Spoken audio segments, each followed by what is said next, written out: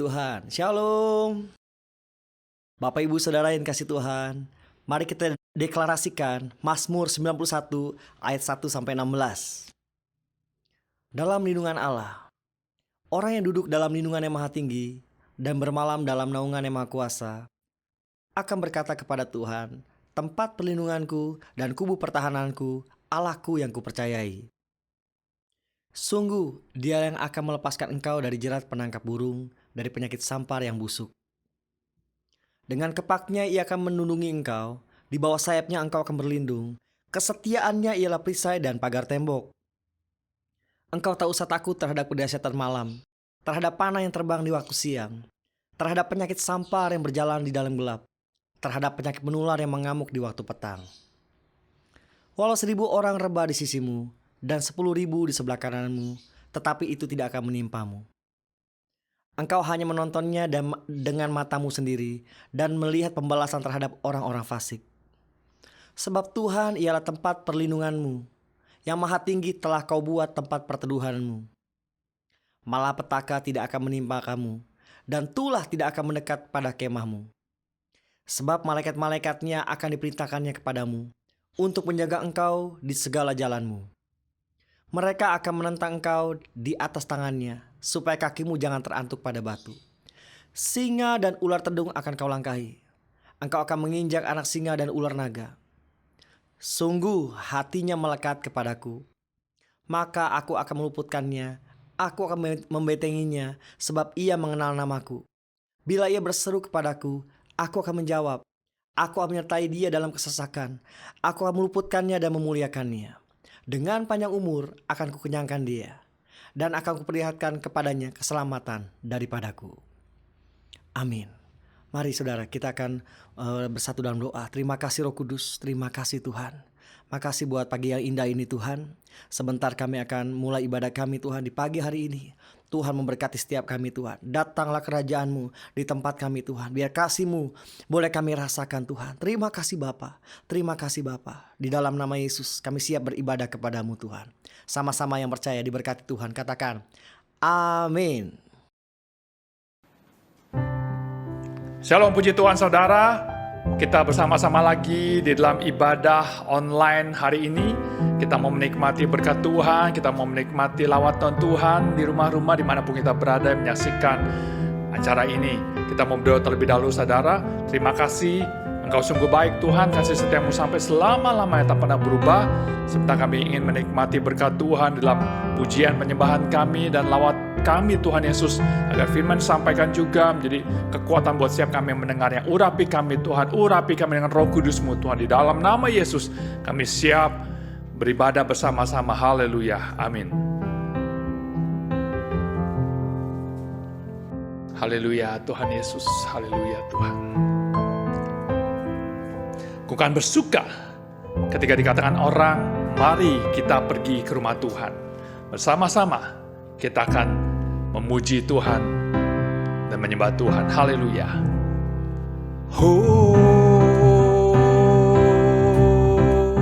Ku kan bersuka, ku kan bernyanyi, sebab Tuhan baik.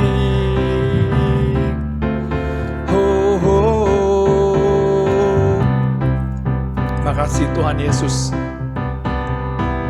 Makasih Tuhan Yesus, karena kebaikan-Mu ku kan bersuka. Ku kan bersuka karena kebaikan-Mu. Dalam hadirat Tuhan ku akan bersuka. Ku kan bernyanyi puji kebesaran-Mu, dan hatiku bersuka karena Tuhan. Ku kan bersuka, ku kan bersuka karena kebaikan-Mu. Dalam hadirat Tuhan ku akan bersuka. Ku kan bernyanyi puji kebesaran-Mu, dan hatiku bersuka karena Tuhan. Rahmat-Nya baru bagiku setiap hari. Anugerah-Nya limpah bagiku. Dia ganti duka dengan sukacita, dan kain kabungku digantikan tarian. Haleluya, dan hatiku bersuka. Haleluya, ku kan bersuka karena kebaikan-Mu. Dalam hadirat Tuhan ku akan bersuka, ku kan bernyanyi puji kebesaran-Mu, dan hatiku bersuka karena Tuhan. Ku kan bersuka karena kebaikan-Mu. Dalam hadirat Tuhan ku akan bersuka, ku kan bernyanyi puji kebesaran-Mu, dan hatiku bersuka karena Tuhan. Rahmat-Nya baru bagiku setiap hari, anugerah-Nya limpah bagiku. Dia ganti duka dengan sukacita, dan kain kabungku digantikan tarian. Haleluya, dan hatiku bersuka, kan bersuka karena kebaikan-Mu. Dalam hadirat Tuhan ku akan bersuka, ku kan bernyanyi puji kebesaran-Mu, dan hatiku bersuka karena Tuhan. Rahmat-Nya baru bagiku setiap hari, anugerah-Nya limpah bagiku. Dia ganti duka dengan sukacita, dan kain kabungku digantikan tarian. Haleluya, dan hatiku bersuka. Rahmat-Nya baru bagiku setiap hari, anugerah-Nya limpah bagiku. Dia ganti duka dengan sukacita, dan kain kabungku digantikan tarian. Haleluya, dan hatiku bersuka. Rahmat-Nya baru bagiku setiap hari, anugerah-Nya limpah bagiku.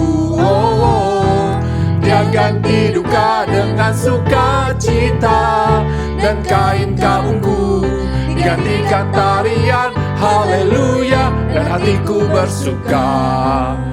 Haleluya, dan hatiku bersuka. Haleluya, dan hatiku bersuka. Haleluya, haleluya. Beri kemuliaan buat Tuhan Yesus. Haleluya, Tuhan Yesus. Haleluya, Tuhan. Terima kasih Tuhan. Kami mau masuk hadirat-Mu Tuhan, dengan membawa korban pujian kami Tuhan Yesus. Masuk ke hadirat-Mu Tuhan Yesus, berhiaskan kekudusan Tuhan Yesus. Sucikan dan kuduskan kami Tuhan. Terima kasih Tuhan Yesus, terima kasih Tuhan. Masuk hadirat-Mu Tuhan, dengan korban pujian. Masuk hadirat-Mu Tuhan, berhiaskan kekudusan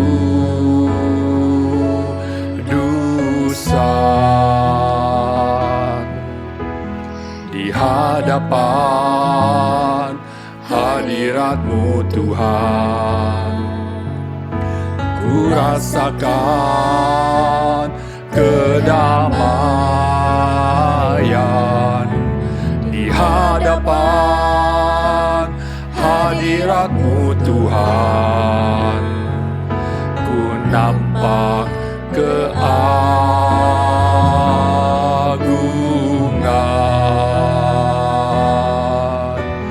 Yesus. Ku sembah Kau, sujud di hadapan-Mu. Keinginan dalam hidupku hanya untuk menyembah-Mu.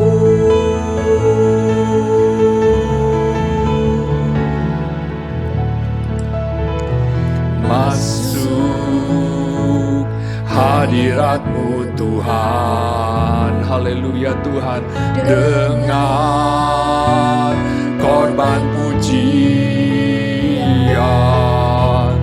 Masuk hadirat-Mu Tuhan, berhias kuraskan kekudusan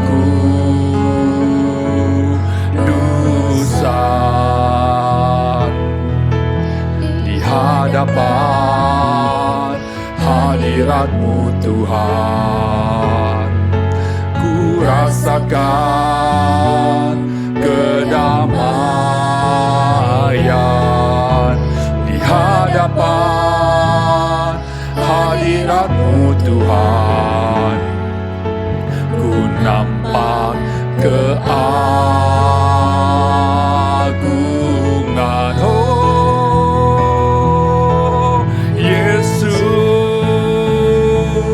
ku sembah Kau, sujud di hadapan-Mu. Keinginan dalam hidupku hanya untuk menyembah-Mu, Yesus. Yesus, ku sembah Kau, sujud di hadapan-Mu. Keinginan dalam hidupku hanya untuk menyembah-Mu. Yesus, ku sembah Kau, sujud di hadapan-Mu. Keinginan dalam hidupku hanya untuk menyembah-Mu. Katakan Yesus, Yesus, ku sembah Kau, sujud di hadapan-Mu. Keinginan dalam hidupku hanya untuk menyembah-Mu. Oh Yesus, Yesus, kami menyembah-Mu Tuhan. Ku sembah Kau, sujud di hadapan-Mu. Keinginan dalam hidupku hanya untuk menyembah-Mu, Yesus. Yesus, ku sembah Kau. Ini yang bisa kami berikan Tuhan, sujud di hadapan-Mu Tuhan Yesus. Oh, keinginan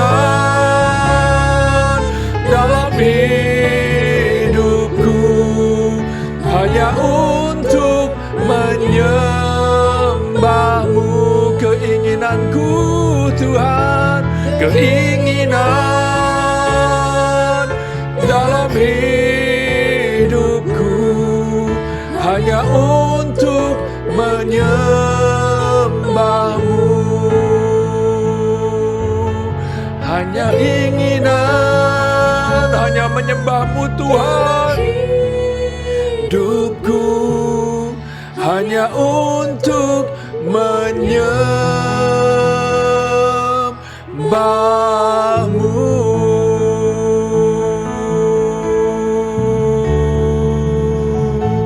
Oh Yesus, terima kasih Tuhan.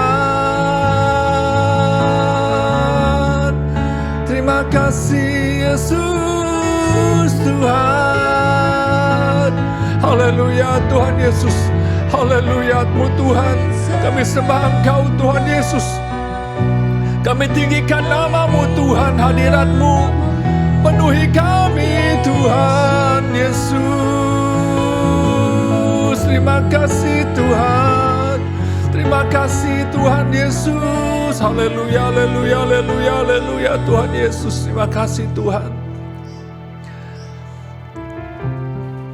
Terima kasih Tuhan Yesus. Engkau baik, Kau sangat baik Tuhan Yesus. Terima kasih Tuhan, bila hadirat-Mu penuhi kami Tuhan. Hadirat-Mu memenuhiku. Hadirat kudus-Mu penuhi bait-Mu, dan ku tersungkur menyembah-Mu. Yang ku nampak hanya kemuliaan-Mu. Hadirat-Mu memenuhiku. Hadirat kudus-Mu penuhi bait-Mu, dan ku tersungkur menyembah-Mu. Yang ku nampak hanya kemuliaan-Mu. Hadirat-Mu, hadirat-Mu memenuhiku.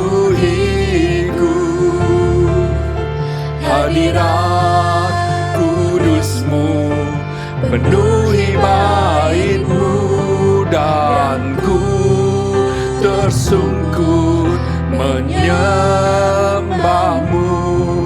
Yang ku nampak hanya kemuliaan-Mu. Hadirat-Mu, hadirat-Mu memenuhiku. Hadirat kudus-Mu penuhi bait-Mu, dan ku tersungkur menyembah-Mu. Yang ku nampak hanya kemuliaan-Mu. Yang ku nampak hanya kemuliaan-Mu. Haleluya. Yang ku nampak hanya kemuliaan-Mu.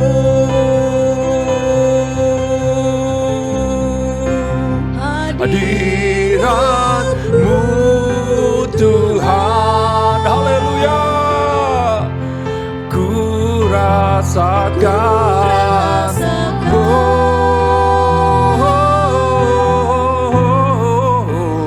kekudusan-Mu Bapa. Penuhiku, ku rindu selalu diam dalam bait-Mu, menikmati kasih anugerah-Mu. Hadirat-Mu Tuhan, hadirat-Mu Tuhan. Ku rasakan kekudusan-Mu Bapa, kekudusan-Mu Bapa. Penuhiku, ku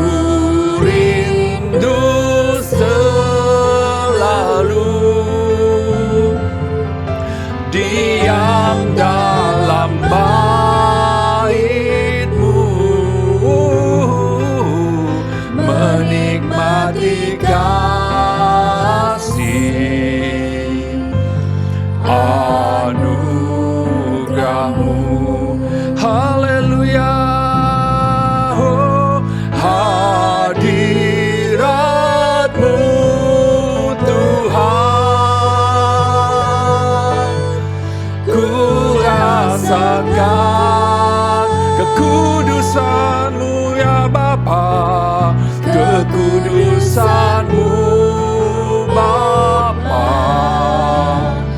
penuhiku.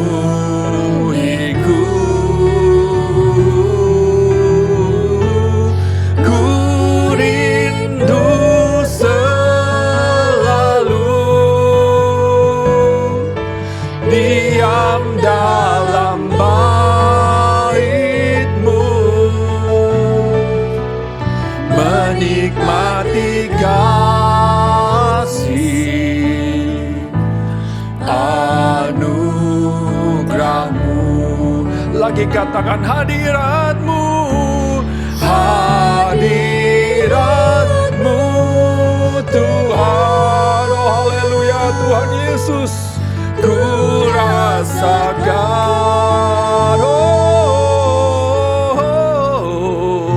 kekudusan-Mu Bapa, penuhiku.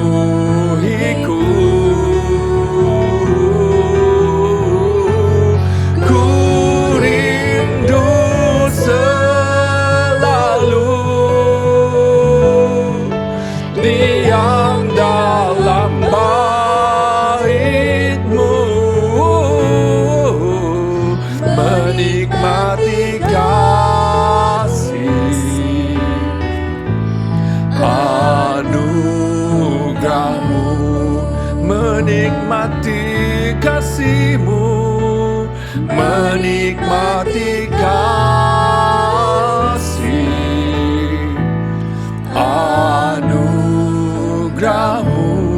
menikmati kasih-Mu Tuhan, menikmati kasih anugerah-Mu. Haleluya, haleluya, haleluya Tuhan Yesus. Terima kasih Yesus Tuhan. Haleluya Yesus, terima kasih Tuhan. Haleluya Yesus, Kau baik, Kau sangat baik Tuhan. Haleluya Tuhan, setia-Mu Tuhan, tak terukur kebaikan-Mu, pengorbanan-Mu selamanya.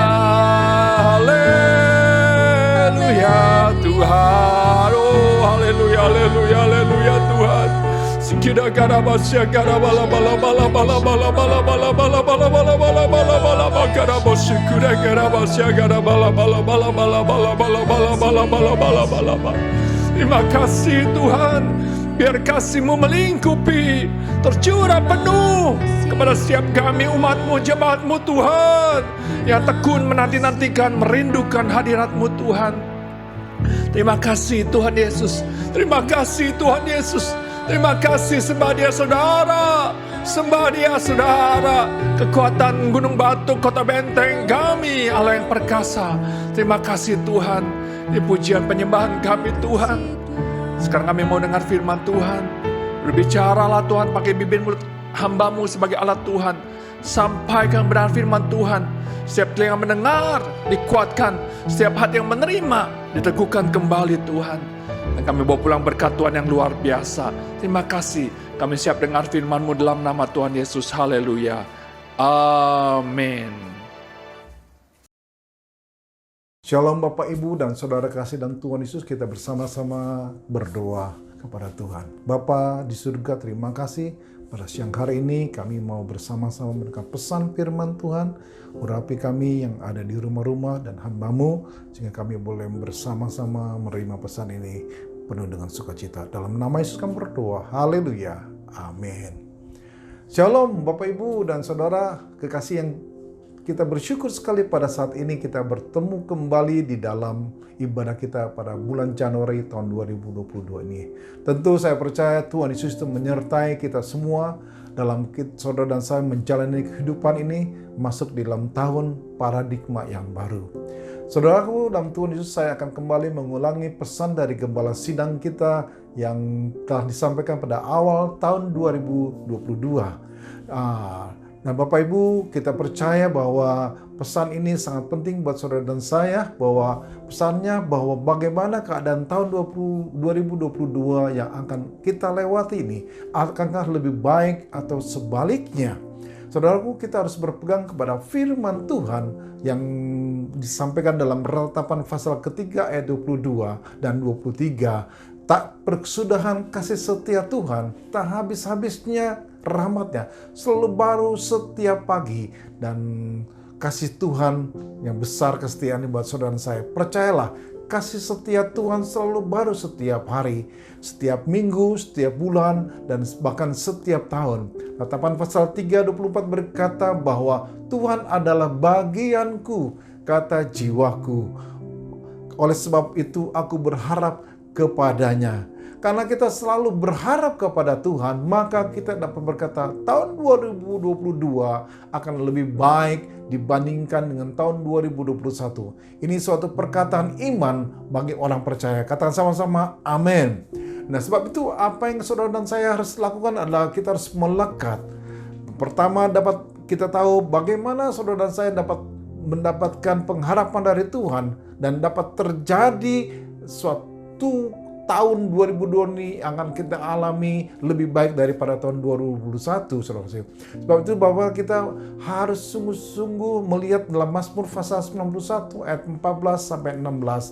Berkata, sungguh hatinya melekat kepadaku, maka aku akan meluputkannya. Aku akan membentenginya, sebab ia mengenal namaku. Bila ia berseru kepadaku, aku akan menjawab. Aku akan menyertai dia dalam kesesakan. Aku akan meluputkannya dan memuliakannya. Dengan panjang umur akan kukenyangkan dia dan akan kuperlihatkan kepadanya keselamatan daripadaku. Jadi, saudaraku, kalau hati kita melekat pada Allah dan hidup intim dengan Dia, maka Tuhan meluputkan dan membentengi kita dari segala sakit penyakit, dari panah api sis jahat, dari jerat penangkap burung, kedahsyatan malam, dari penculikan, perampokan, pemerkosaan, pembunuhan, terorisme, dan peperangan. Tuhan akan menjawab kita ketika kita berseru kepada kesesakan. Tuhan akan memuliakan kita. Tuhan akan menganugerahkan kita dengan panjang umur dan berkat melimpah. Tuhan akan memberikan keselamatan buat saudara dan saya. Ketika kita mendekat kepada Allah dengan mencari Dia dengan segenap hati, maka Dia akan mendekat kepada kita. Allah berfirman kepada saudara dan saya supaya saudara dan saya mendekat padanya. Dan kita harus melakukan dua hal yang kita harus sama-sama lakukan untuk saudara dan saya bisa melekat kepada Dia. Pertama, kita harus menyucikan tangan kita. 2 Korintus pasal 7 ayat 1 berkata, saudara-saudaraku yang terkasih, karena kita sekarang memiliki janji-janji itu, marilah kita menyucikan diri kita dari semua pencemaran jasmani dan rohani, dan dengan demikian menyempurnakan kekudusan kita dalam takut akan Allah. Saudaraku, dosa memisahkan kita dari Allah, tetapi yang merupakan pemisah antara kamu dan Allahmu ialah segala kejahatanmu, dan yang membuat Dia menyembunyikan diri terhadap kamu sehingga Ia tidak mendengar ialah dosamu. Yesaya pasal 59 ayat 2 demikian berkata. Sebab itu Bapak Ibu kasih dalam Yesus, kita harus sungguh-sungguh menghapuskan atau berdoa, minta bertobat kepada Tuhan untuk menyucikan tangan kita dari segala kejahatan, dari dosa yang kita mungkin saja lakukan. Yang kedua, kita harus memurnikan hati.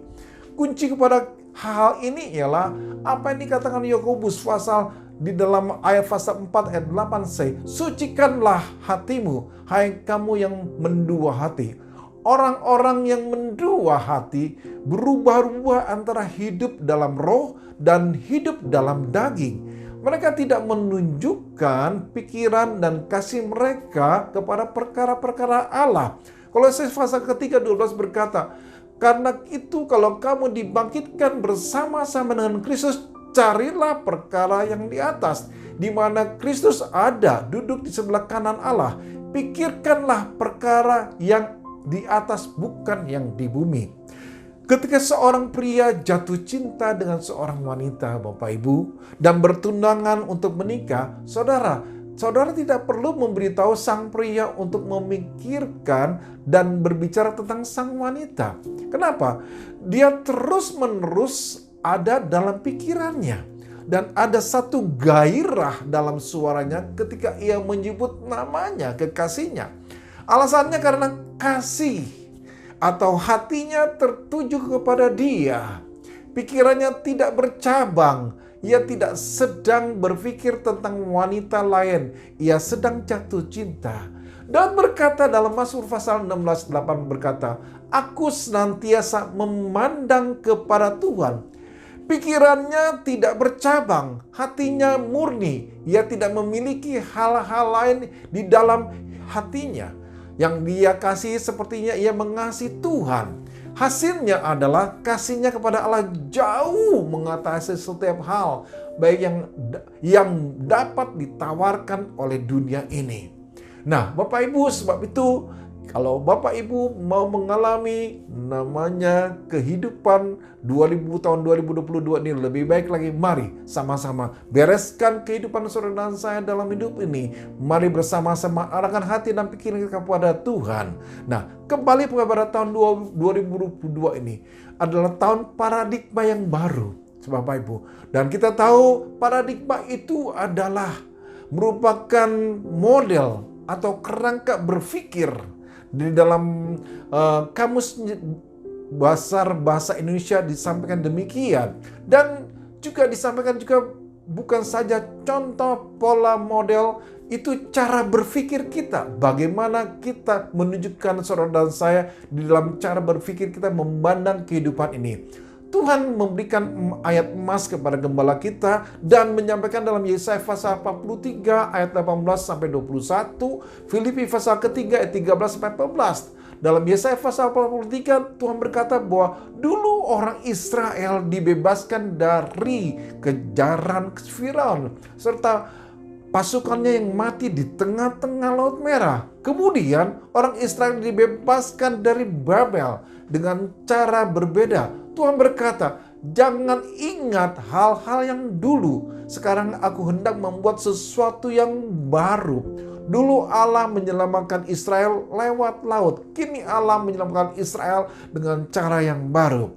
Saudaraku, Bapak, Ibu, dan Saudara, Allah menyelamatkan mereka melalui jalan di padang gurun. Perhatikan kata padang gurun dan sungai di padang belantara. Inilah paradigma yang baru. Bagian Tuhan ialah memberikan paradigma atau sesuatu yang baru, yaitu membuat jalan di padang gurun dan sungai di padang belantara yang waktu itu tidak mungkin bisa dikerjakan manusia. Tetapi bagi Allah tidak ada yang mustahil. Tujuan Tuhan menyelamatkan Israel dari Babel karena mereka umat pilihannya dan ditetapkan untuk memberitakan kemasyhuran namanya. Demikian juga dengan saudara dan saya umatnya. Di tahun 2022 ini Tuhan akan menolong saudara serta membebaskan kita dari masalah-masalah di seluruh aspek hidup kita. Mungkin itu sakit penyakit, mungkin itu masalah tentang keluarga, mungkin itu pelayanan, bisnis, masa depan dengan cara-cara Tuhan dan paradigma yang baru.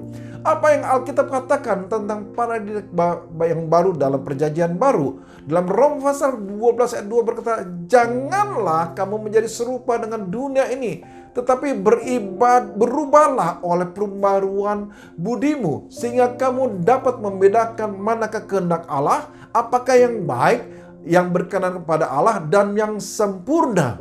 Lalu dalam bahasa Yunani kata budi adalah nous, yang berarti pikiran, akal budi, pola pikir atau mindset, yang artinya sama dengan paradigma.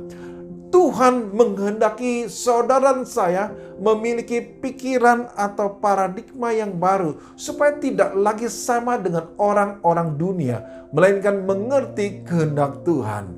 Bapak, Ibu, saudara kasih dalam Tuhan, memiliki paradigma baru yang alkitabiah atau pemahaman yang sesuai dengan standar Alkitab memang tidak otomatis dan membutuhkan proses dan tergantung kepada setiap orangnya. jika saudara dan saya mau belajar dan menghidupi kebenaran firman Tuhan, maka akan semakin cepat mengalami pembaharuan akal budi. Bahkan akan mengalami pengalaman indah bersama Tuhan dalam pengenalan akan Kristus yang semakin hari menjadi pelaku firman Tuhan dan menjadi sempurna. Sebaliknya, bila kita berkeras hati dan tegar tengkuk dalam prosesnya, itu akan membutuhkan waktu yang sangat lama. Bahkan seumur hidup pun tidak akan cukup. Contohnya adalah bangsa Israel sewaktu menuju tanah Kanaan. Perjalanan bangsa Israel menuju tanah Kanaan, perjanjian atau tanah Kanaan sebenarnya dapat ditempuh beberapa tahun saja, atau bisa juga dalam 3 bulan atau 40 hari. Bahkan mungkin 10 hari saja juga dapat dilakukan dengan berjalan kaki. Saudaraku, kalau kita melihat contoh seperti yang dilakukan oleh anak-anak Yakub sewaktu mereka hendak bertemu dengan Yusuf di Mesir untuk membeli makanan agar keluarga mereka tidak terhindar dari bencana kelaparan, Kejadian pasal 42 ayat 3. Saudara, sih itu yang terjadi. Namun faktanya mereka mencapai 40 tahun lamanya. Hal ini disebabkan oleh paradigma mereka yang masih terpaut dengan kehidupan masa lampau, sehingga mereka bersikap tegar tengkuk dan bersungut-sungut. Di pikiran mereka, kehidupan di Mesir itu lebih baik daripada di padang gurun. Apalagi ketika mereka akan memasuki tanah Kanaan. Tentu mereka akan mengalami kekalahan dan binasa. Kenapa? Karena bangsa yang mereka hadapi adalah orang-orang raksasa. Paradigma inilah yang membuat bangsa Israel tidak dapat melihat kebaikan dan rencana Tuhan yang indah dalam perjalanan iman mereka untuk menggapai janji Tuhan. Bahkan Tuhan pun hilang kesabaran terhadap bangsa Israel, Bapak Ibu, kasih dalam Tuhan Yesus. Paradigma atau cara berpikir adalah sudut pandang seseorang terhadap sesuatu hal. Paradigma ini penting karena akan mempengaruhi tindakan seseorang. Seseorang dapat memiliki paradigma negatif atau paradigma positif ketika menghadapi situasi masalah dalam kehidupannya. Demikian juga paradigma dari bangsa Israel soal pemulihan Israel. Kalau kita membaca kitab Yesaya ikut menjadi saksi kemerosotan Israel pada pemerintahan Raja Uzia. Dalam Yesaya pasal 1 sampai pasal ke-6, bisa kita bayangkan bahwa rakyat Israel pada masa itu, seperti juga pada masa Tuhan Yesus, mendambakan penyelamatan dan pemulihan keagungan negeri mereka. Nabi Yesaya menubuatkan datangnya penyelamatan dan pemulihan itu. Namun menarik sekali apa yang Yesaya janjikan bukan seperti paradigma umat Israel. Ia menjanjikan sebuah masa damai sejahtera, shalom, dan keadilan. Ia tidak menubuatkan suatu penaklukan negeri-negeri lain melalui peperangan atau melalui militer seperti apa yang masa pada Daud maupun suatu masa kejayaan politik pada masa Salomo. Namun ia menubuatkan suatu periode ketika Tuhan memerintah tanpa kekerasan. Kota Tuhan akan menjadi terang yang menerangi dunia yang gelap, yang akan dihuni oleh orang-orang benar. Tidak ada lagi duka cita, kelaliman dan kelelaman semua akan sirna oleh kehadiran Tuhan. Umat Tuhan akan hidup dengan standar yang berbeda dari dunia. Bapak Ibu, dengan peristiwa ini, mari janganlah kita meniru menggunakan sikap keras dan tegar tengkuk bangsa tersebut. Rasul Paulus menasihatkan kepada kita agar janganlah kamu menjadi serupa dengan dunia ini, tapi berubahlah oleh pembaharuan budimu. Bapak Ibu, dalam masa Yunani katakan nous, artinya akal budimu. Ketika paradigmamu berubah dan selaras dengan Alkitab, maka kita dapat membedakan mana kehendak Allah. Buanglah konsep yang lama dalam pikiranmu dan milikilah paradigma yang alkitabiah melalui kebenaran firman Tuhan dan proses pembentukan iman melalui kesulitan atau persoalan hidup kita. Bapak Ibu, pemahaman atau konsep kita yang lama perlu kita hilangkan dan membuka diri kita kepada pengetahuan yang baru. Bila saudara sungguh-sungguh mau mengenal kebenaran firman Tuhan, maka kita dapat membedakan mana yang benar, mana yang salah dalam menghadapi dan memutuskan persoalan hidup ini. Saudara sekasih, apabila saudara dan saya ingin mengalami pembaruan akal budi, memiliki paradigma yang baru, yang alkitabiah, harus meninggalkan pemahaman yang lama, yang sebenarnya bukan ajaran yang berdasarkan Alkitab, melainkan tentang ajaran manusia. Sebab anggur yang baru harus menggunakan kantong yang baru. Bila tidak, kebenaran itu tidak akan mengubah paradigma yang lama. Ketika seseorang memiliki paradigma yang baru, maka ia akan mengalami pembaruan akal budi atau pembaruan iman yang disertai dengan perbuatan yang tunduk sesuai dengan firman Allah dan kehendak Tuhan. Karena itu biarlah Roh Kudus membaharui pikiran, perasaan, kehendak kita sehingga sesuai dengan Alkitab. Jangan biarkan sungut-sungut, jangan biarkan tegar tengkuk dan kekerasan hati kita menghalangi pengenalan yang benar tentang Allah dalam hidup ini. Yang kedua, padang gurun. Jika kembali pada ayat emas dalam Yesaya pasal 43 ayat 18, firman-Nya mengatakan, janganlah ingat-ingat hal yang dahulu, dan janganlah perhatikan hal-hal yang dari zaman purbakala. Lihat, aku hendak membuat sesuatu yang baru, yang sekarang sudah tumbuh. Belumkah kamu mengetahuinya? Ya, aku hendak membuat jalan di padang gurun dan sungai-sungai di padang belantara. Bapak Ibu, padang gurun tidak mesti menjadi satu masa negatif jika kita sungguh-sungguh ingin menaati Allah. Tujuan dari padang gurun sangatlah positif. Untuk apa? Untuk melatih. Padang gurun bicara tentang memurnikan, menguatkan, merendahkan hati, dan mempersiapkan kita untuk suatu kegerakan baru, paradigma baru. Disinilah dia membentuk saudara dan saya dalam karakter ilahi di dalam diri kita. Bapak Ibu, contoh Alkitab orang yang tinggal atau orang yang mengalami padang gurun ada begitu banyak. Ayub, ia kehilangan segalanya, harta anak-anaknya, kesehatannya, dan dukungan dari istrinya. Ayub begitu remuk hati di padang gurunnya, sehingga ia berkata, sekiranya lebih baik jika ia tidak pernah dilahirkan. Abraham, seorang pria kaya dari Ur yang telah menetap dengan ayahnya, dengan nyaman diminta oleh Allah untuk meninggalkan segalanya dan memulai suatu perjalanan untuk menemukan suatu tanah perjanjian baru. Dan Sarah ikut bersama-sama dengan dia di sana. Juga yang ketiga, Musa. Musa sangat terbiasa dengan padang gurun. Ia dibesarkan di istana Firaun sebagai seorang pangeran. Namun setelah membunuh seorang Mesir, ia ditemukan dirinya di balik padang gurun. Menjaga domba-domba selama 40 tahun di sanalah Musa berada. Ketika Allah menyatakan dirinya dalam semak yang menyala, Keluaran pasal ketiga, Musa pergi kembali ke Mesir dan memimpin bangsanya keluar dari Mesir.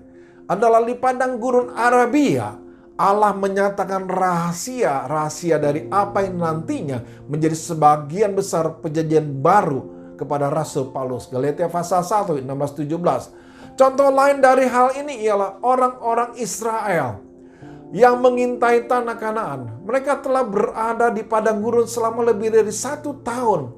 Ketika Tuhan memerintahkan Musa untuk mengutus orang-orangnya untuk mengumpulkan data-data rahasia tentang tanah perjanjian yang dia ingin mereka miliki, Musa memilih 12 pemimpin, satu dari masing-masing suku. 2 di antaranya adalah Yosua dan Kaleb. Ketika operasi pengintaian itu kembali dari mematai-matai negeri itu, mereka memberi laporan-laporan yang bertentangan tentang apa yang telah mereka lihat dan tindakan yang harus mereka ambil. 10 orang berkata, hanya bangsa yang diam negeri ini kuat-kuat dan kota-kotanya berkubu dan sangat besar. Juga keturunan Enak telah kami lihat di sana. Orang Amalek diam di tanah Negeb, orang Het, orang Yebus, dan orang Amori diam di pegunungan. Orang Kanan diam sepanjang laut dan sepanjang tepi sungai Yordan. Kita tidak dapat maju menyerang bangsa itu karena mereka lebih kuat daripada kita. Juga mereka menyampaikan pada orang Israel kabar busuk tentang negeri yang diintai mereka dengan berkata, negeri yang telah kami lalui untuk diintai adalah suatu negeri yang memakan penduduknya, dan semua orang yang kamu lihat di sana adalah orang-orang yang tinggi-tinggi perawakannya. Bilangan pasal ke-13 berkata demikian. Tetapi Kaleb dan Yosua kembali membawa satu laporan yang berbeda. Kemudian Kaleb mencoba menenteramkan hati bangsa itu di hadapan Musa. Katanya, tidak, kita akan maju dan menduduki negeri ini, sebab kita pasti akan mengalahkannya.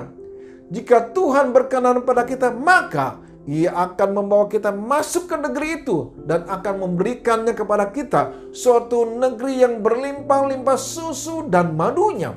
Hanya janganlah memberontak kepada Tuhan. Janganlah takut kepada bangsa negeri ini, sebab mereka akan kita telan habis. Yang melindungi mereka sudah meninggalkan mereka, sedang Tuhan menyertai kita. Janganlah takut kepada mereka. Wah, ke-12 orang itu berpergian bersama-sama untuk mematai-matai negeri itu. Mereka telah melihat negeri dan orang-orang yang sama. Mengapa 10 orang kembali melaporkannya dalam suatu cara, sedangkan 2 orang kembali dengan laporan yang sangat berlawanan? Bapak Ibu, Tuhan berfirman mengenai Kaleb dan Yosua bahwa mereka memiliki satu roh yang berbeda karena mereka mengikuti Dia sepenuhnya. Dengan kata lain, mereka telah beranjak dari keinginan-keinginan manusia kepada kehendak Allah. Mereka melihat melalui cara pandang Allah, bukan melalui cara pandang dirinya sendiri, yang menyelamatkan dirinya sendiri.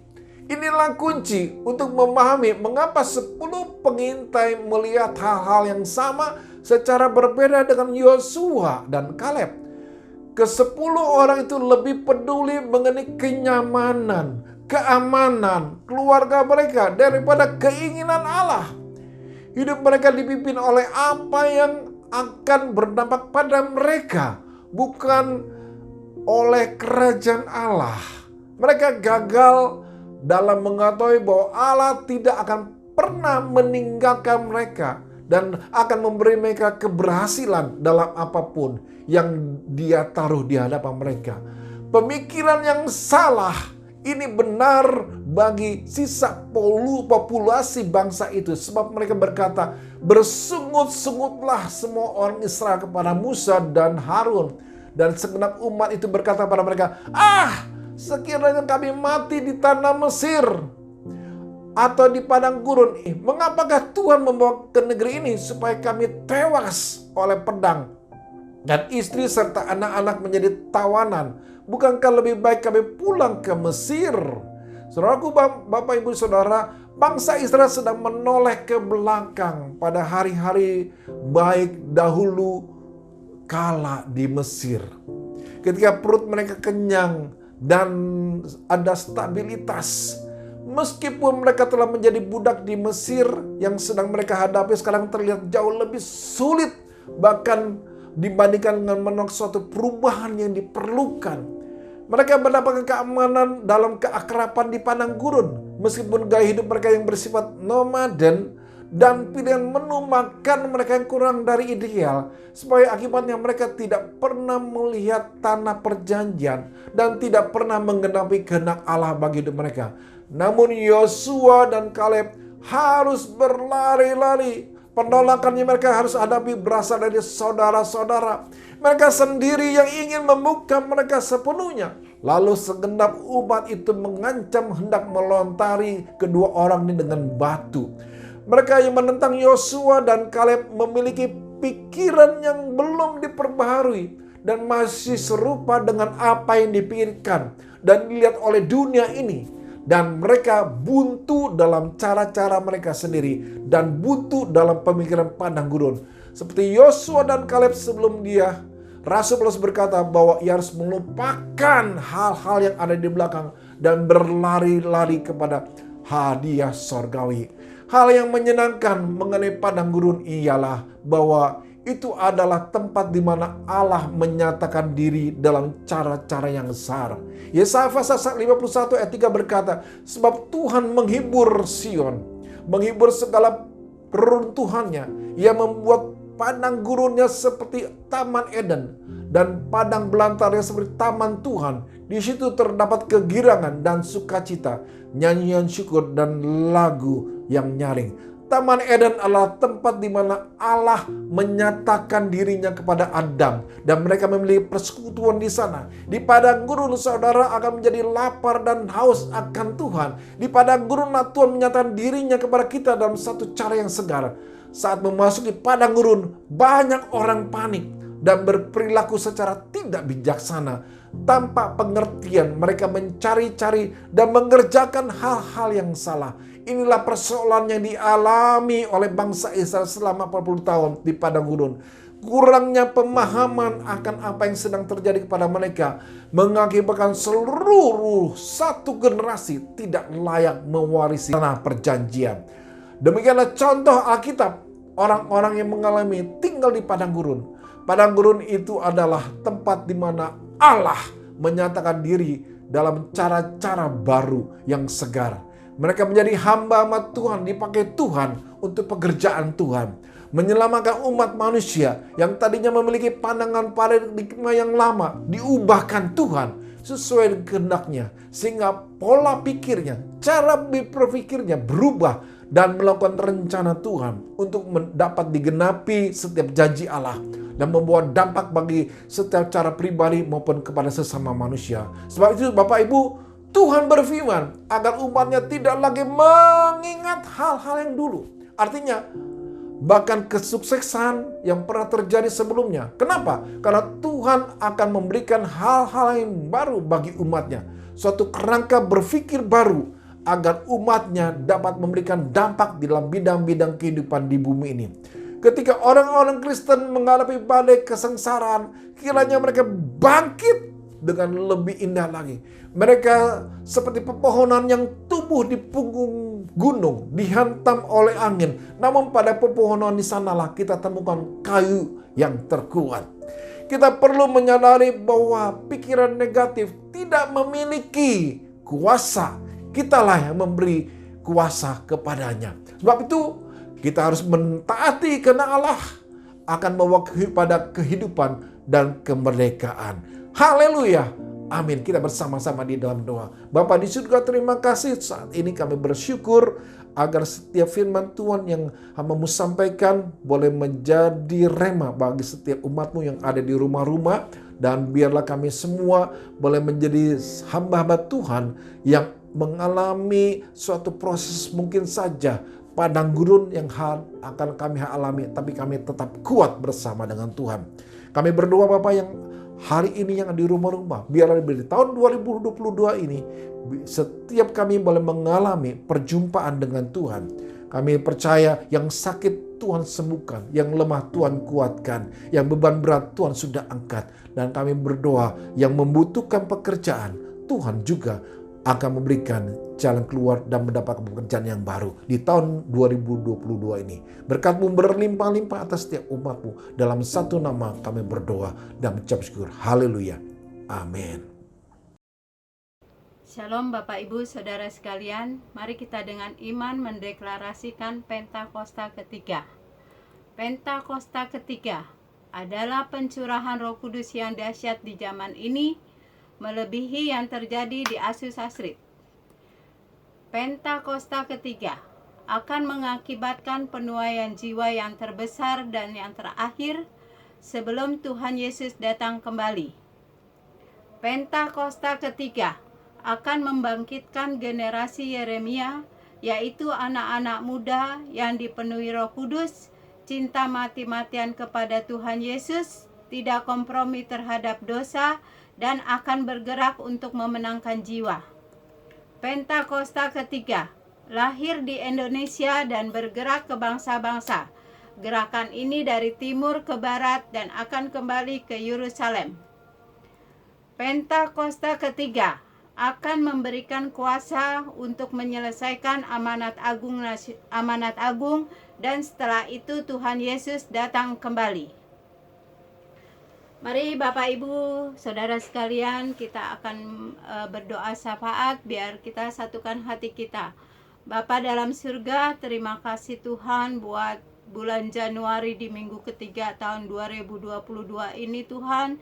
Terima kasih kami dapat beribadah Tuhan Yesus. Biar setiap pujian penyembahan kami ini Tuhan menjadi dupa yang harum di hadapan-Mu. Bahkan buat firman Tuhan yang sudah kami dengar, agar ini menjadi rema di dalam setiap kehidupan kami ya Bapa. Berkati hamba-Mu yang sudah menyampaikan firman-Mu. Berkati di dalam setiap pelayanannya. Berkati keluarganya ya Bapa. Siang ini kami berdoa Tuhan untuk bangsa kami Indonesia Tuhan. Apapun masalah yang dihadapi di dalam bangsa kami ya Bapa, Engkau turut campur tangan untuk menyelesaikan setiap pandemi COVID ya Tuhan. Kami percaya Engkau menghentikan setiap COVID yang ada, tidak ada varian-varian baru yang akan terjadi di bangsa kami Tuhan. Kau hentikan ya Bapa. Bahkan Kau mencukupi setiap resesi perekonomian bangsa kami Tuhan. Tuhan Kau Allah yang mencukupi perekonomian bangsa kami. Kau juga menyertai pemerintahan bangsa kami, Presiden kami Pak Jokowi dan Wakil Presiden kami Pak Maruf Amin, jajaran tertinggi maupun terendah, TNI, Polri, keamanan. Kau juga menyertai mereka Tuhan di dalam masa kepemimpinan mereka. Hikmat-Mu ada di tengah-tengah mereka ya Bapa untuk memimpin bangsa ini. Takut akan Engkau ada di tengah-tengah mereka ya Bapa. Terima kasih Tuhan. Siang ini kami berdoa untuk setiap gereja-gereja Tuhan yang ada pada saat ini beribadah Tuhan. Kau memberkati setiap gereja Tuhan, hamba-hamba Tuhan yang melayani dimanapun mereka berada saat ini. Secara khusus kami berdoa Tuhan untuk Gembala sidang kami Bapak Pendeta Insinyur Nikono Toro Harjo beserta Gembala rayon kami Bapak Pendeta Beni Gunawan beserta keluarga-keluarga mereka ya Bapa. Kau memberkati di dalam setiap pelayanannya mereka Tuhan. Kau memberkati di dalam setiap misi-misinya. Kau nyatakan nubuatan kuasa ilahi kepada mereka ya Bapa. Di hari Pentakosta yang ketiga ini Bapa, untuk dapat menyampaikan amanat agung-Mu, untuk menjangkau setiap jiwa-jiwa yang belum mengenal Engkau ya Bapa. Kau berkati keluarga-keluarga mereka Tuhan. Secara khusus juga kami berdoa untuk gembala cabang kami Tuhan Yesus, Bapak Pendeta Ferry Rojana beserta istri dan anak-anaknya, beserta kedua wakilnya Bapak Pendeta Handi Lim dan Bapak Pendeta Tri Agus Tuhan.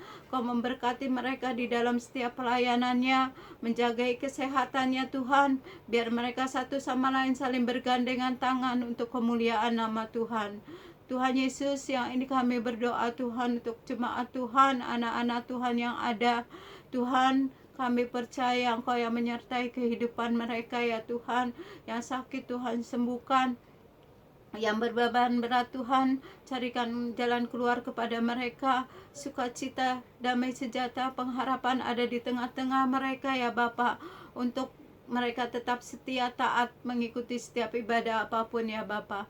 Terima kasih Tuhan Yesus, segala hormat kemuliaan hanya bagi-Mu. Haleluya. Amin.